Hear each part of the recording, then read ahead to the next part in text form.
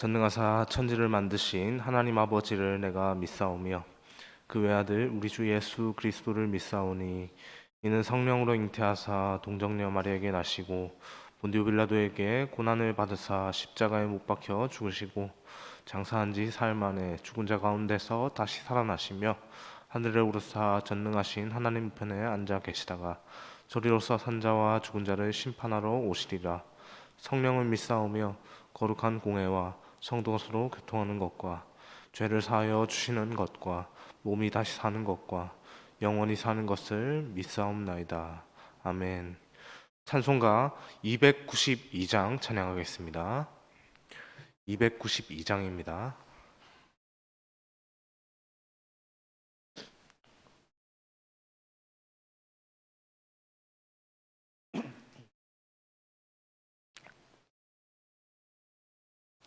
292장 주 없이 살 수 없네 함께 찬양하겠습니다.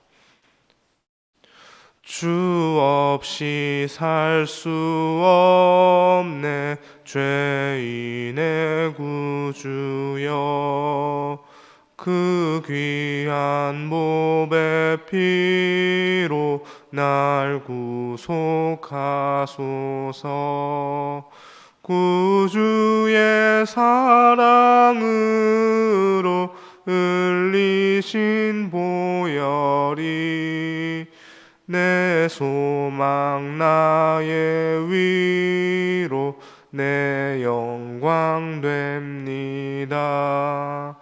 주 없이 살 수 없네 나 혼자 못 서리.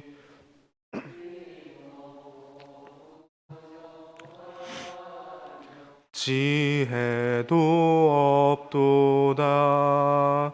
내 주는 나의 생명 또 나의 힘이라. 주님을 의지하여 지혜를 얻으리. 주 없이 살 수 없네 내 주는 아신다. 내 영의 깊은 간구 마음의 소원을 주밖에 나의 마음 네 알아주리요. 내 마음 위로하사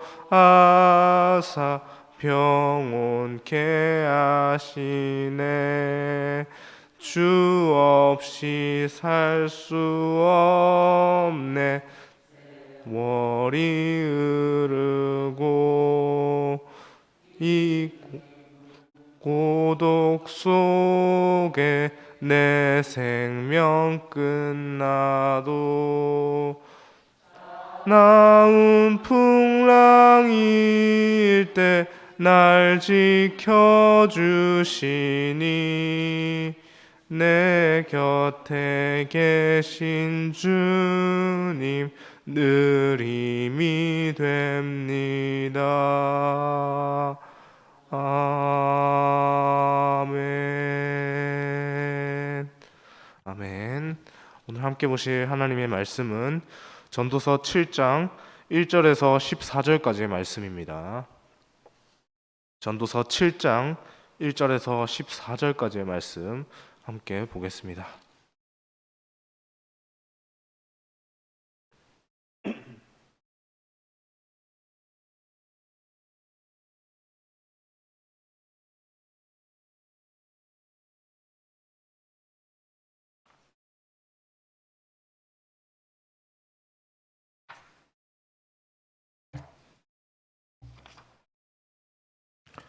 네, 전도서 7장 1절에서 14절 말씀 제가 먼저 1절 말씀 보겠습니다.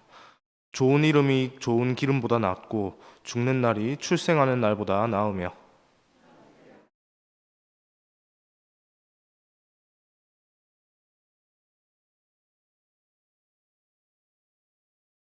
슬픔이 웃음보다 나음은 얼굴에 근심하는 것이 마음에 유익하기 때문이니라.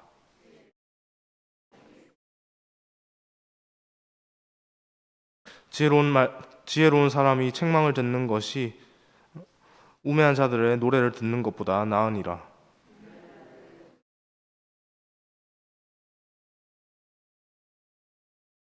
탐욕이 지혜자를 우매하게 하고 뇌물이 사람의 명철을 망하게 하느니라.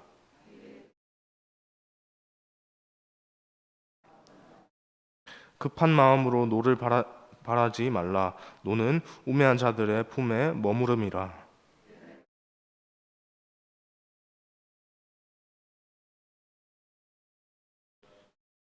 지혜는 유산같이 아름답고 햇빛을 보는 자에게 유익이 되도다.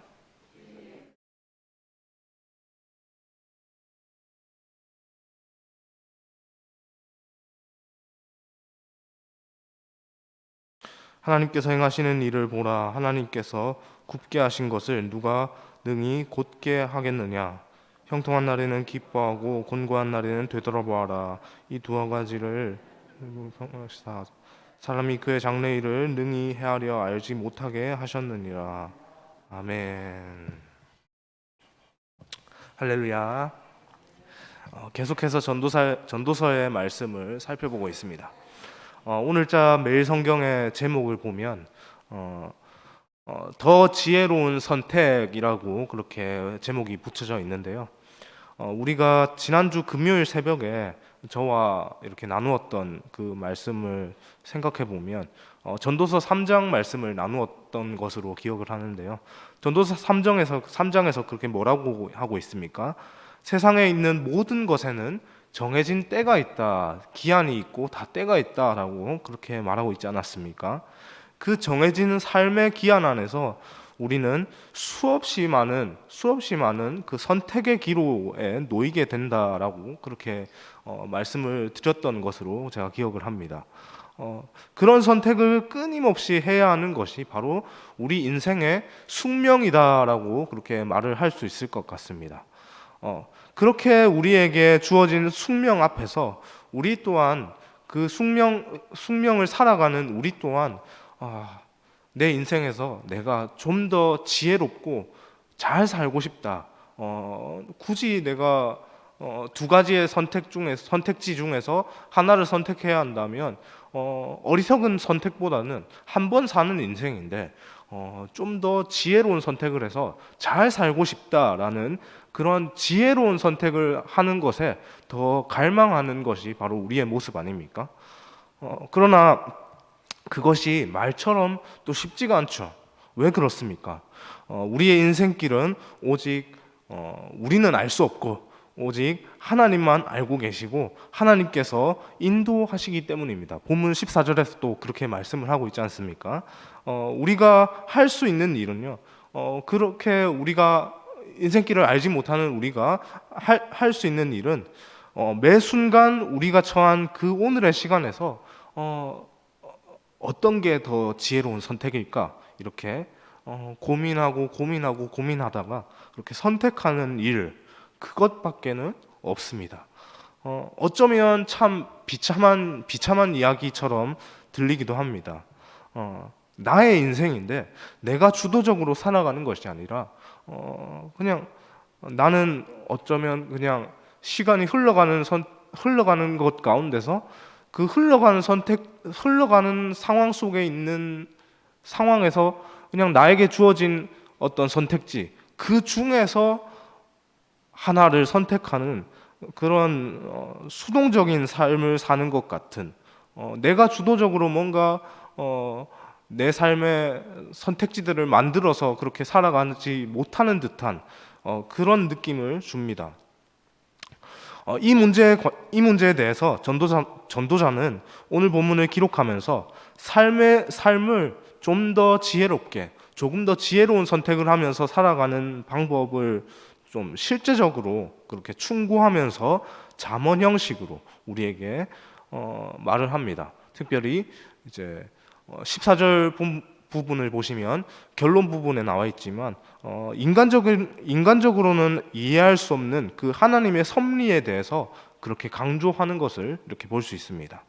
오늘 본문에서 말하고 있는 더 지혜로운 선택, 우리가 더 지혜로운 선택을 하면서 삶을 살아갈 수 있는 그 방법들, 그 방법을 크게 세 가지 정도로 나누어 보려고 합니다.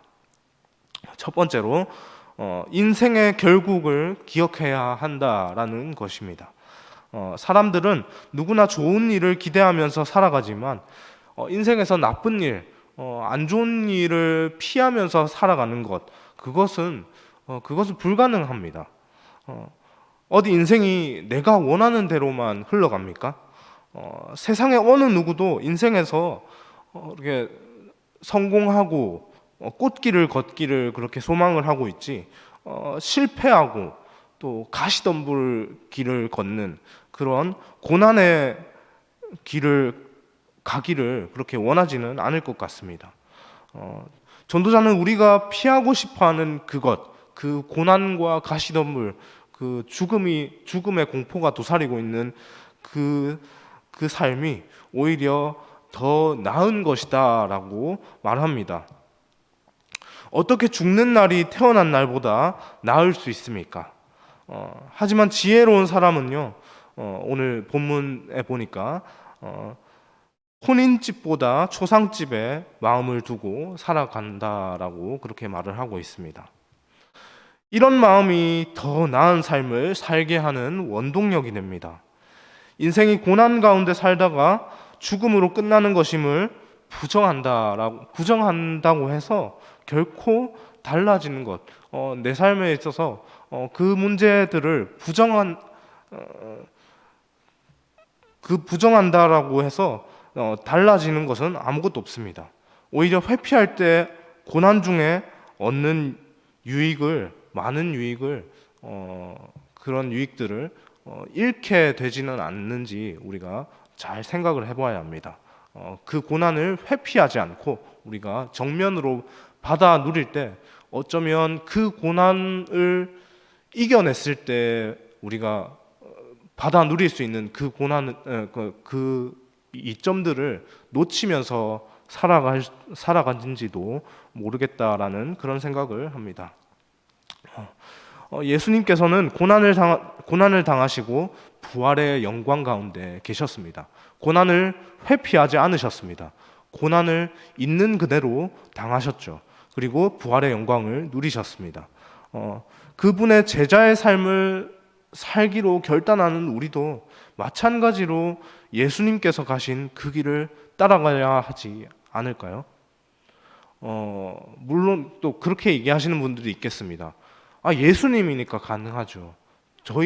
우리가 어떻게 그런 일들을 감당합니까? 물론 맞습니다. 맞지만 예수님께서 우리에게 말씀하시지 않았습니까? 우리에게 분명히 당신의 그 십자가의 길을 보이시면서 너희 또한 이 땅에서 삶을 이렇게 살고 그렇게 나의 증인이 되어라라고 말씀을 하고 계시죠. 그렇게 말씀하고 있는, 그렇게 부르시고 있는 예수님에 대한 우리의 응답은, 네, 예수님, 저희가 그 삶을 기꺼이 기쁘게 그렇게 살겠습니다. 그 고난의 삶을 기쁘게 누리겠습니다 라고 그렇게 자원하는 심령이 되어야 할 줄 믿습니다. 그것이 더 나은 삶을 사는 길입니다. 삶에서의 고난을 회피하기 위해서 아등바등 어떻게든 나 이 고난 만나고 싶지 않은데 라고 그렇게 고난을 직면할 때쯤에 얼른 뒤를 돌아서 방향을 틀어서 회피하며 살기보다는, 그렇게 아등바등 살기보다는 하나님의 섭리하심 속에 나에게 주어진 나에게 맞닥뜨린 그 고난의 현장을 있는 그대로 받아들이면서 하나님, 나에게 이 고난이 왔습니다. 이 고난이 나를 또 무너뜨리게 하려고 합니다. 하나님, 나는 하나님만 의지해서 하나님만 바라보고 이 고난을 돌파하길 원합니다. 하나님, 나에게 힘을 좀 주십시오 라고 그렇게 하나님의 은혜를 구하며 살아갈 수 있기를 소망합니다. 두 번째로 책망받기를 즐거워해야 한다라는 것입니다. 우매한 자들의 노래나 웃음소리보다 그런 지혜자의 책망이 더 낫다라고 오늘 본문은 또 말하고 있습니다. 그런데 여러분, 이것이 말처럼 쉽습니까?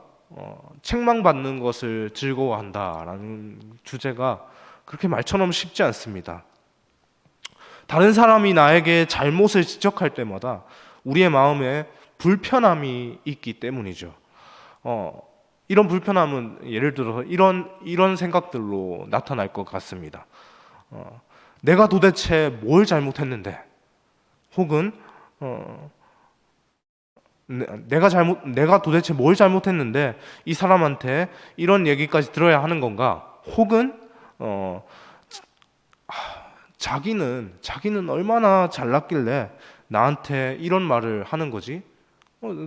나한테 지적하는 자기는 도대체 얼마나 잘났길래 라고 그렇게 상대방에 대해서 좀 그렇게 원망하는 듯한 말들을 하기도 하죠. 그런 생각들이 계속해서 우리 마음에 남아있죠. 그런 불편함이 있기 때문에 우리는 우리를 향한 칭찬과 긍정적인 피드백을 받기를 기대하면서 그렇게 살아갑니다. 부정적인 이야기들을 아예 듣고 싶지 않습니다. 그러나 그런 마음은 지혜로운 삶을 살 수 없도록 방해합니다. 우리는 우리 삶에 있어서 우리에게 들려오는 그 달콤한 말들, 잘하고 있어요. 물론 격려하고 좋은 말입니다. 좋은 말이지만 그런 달콤한 말이 들릴 때 우리는 어떻습니까? 그 달콤한 말이 들리고 좋은 얘기들만 들리게 되면 우리는 우리 자신을 돌아보는 일에 소홀하게 됩니다. 그러다가 결국에는 어느 한 지점에 이르러서 내 인생을 완전히 내 마음대로, 나의 정욕대로 살아갈 수 있는 것이죠. 그래서 항상 우리는 상대방으로부터 들려오는 그런 좋지 않은 지적들을 통해서 그 지적들을 통해서 내 삶을 되돌아보고 나의 삶을 끊임없이 하나님의 은혜 가운데 살도록, 그렇게 겸손한 모습으로 살아가도록 그렇게 되돌아보아야 할 것입니다.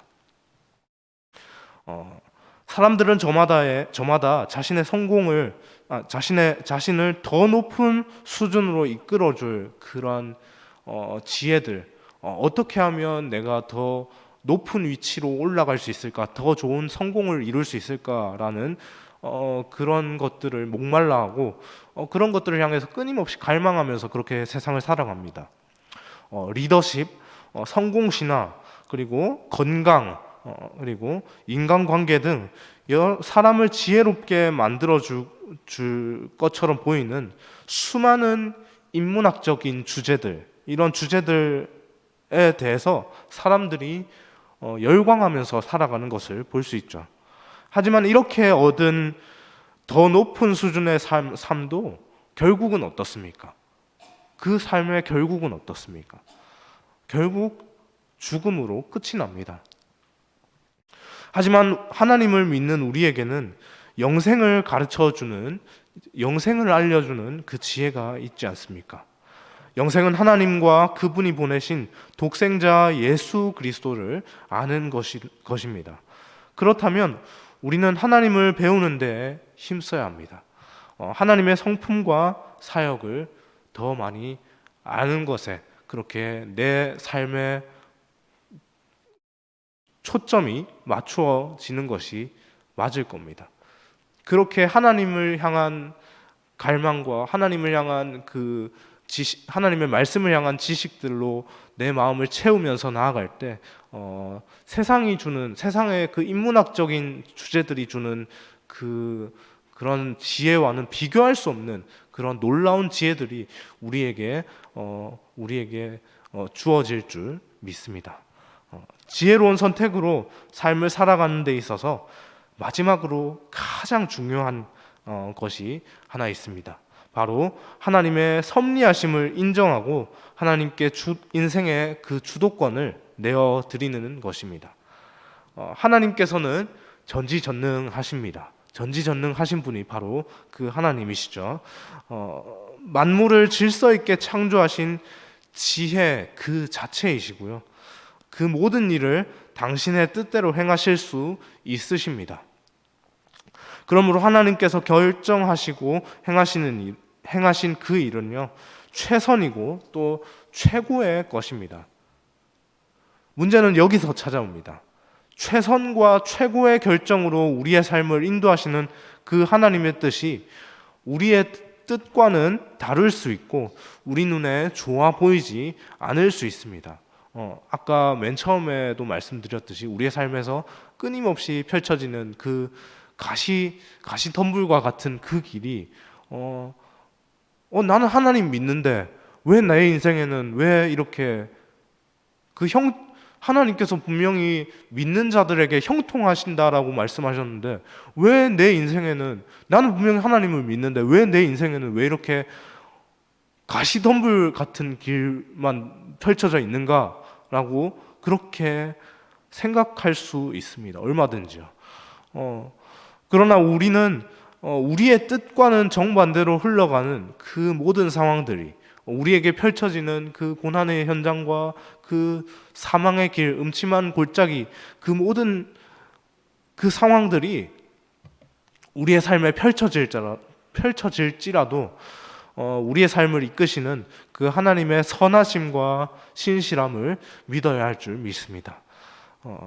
하나님은 전지전능하셔서 우리가 아무리 어려운 상황에 처해 있다 할지라도 그 상황을 이기고 돌파할 수 있도록 하실 수 있는 분이십니다. 그분의 주권에 우리의 삶을 내어드릴 수 있는 우리 모두가 되기를 주님의 이름으로 소망합니다. 그 삶이 바로 더 지혜로운 선택을 할 수 있는 삶의 모습일 것입니다. 그렇게 하나님께 내 인생의 모든 것을 내어드리면서 지혜로운 선택을 할 수 있는 우리 모두가 되기를 주님의 이름으로 소망합니다. 기도하겠습니다. 하나님 감사합니다. 하나님 우리 인생은 끊임없이 우리가 더 잘 살고 좋은 안락한 삶을 누리는 것에 그렇게 모든 주제들이 맞춰져 있지만 하나님 우리가 하나님을 믿는 자로서 우리의 모습 속에서 세상의 성공과 세상의 지혜들 그런 것들을 사모하는 것보다 하나님의 말씀을 더욱더 사모하게 하여 주옵소서. 그 말씀으로 오는 우리에게 부어지는 그 은혜들을 더욱더 사모하게 하여 주옵소서. 그 은혜가, 그 하나님의 말씀의 은혜가 나를 더 지혜롭게 하고 이 땅을 살아가는 한 번밖에 없는 이 세상을 하나님의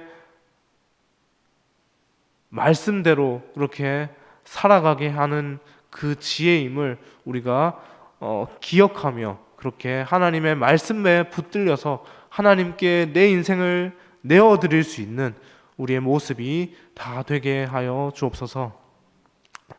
그렇게 모든 인생을 우리와 함께 하시고 우리의 삶을 주장하시는 그 하나님께 감사함으로 살아갈 수 있는 우리 모두가 되기를 인도하여 주옵소서. 감사드리며 예수 그리스도의 이름으로 기도합니다. 아멘.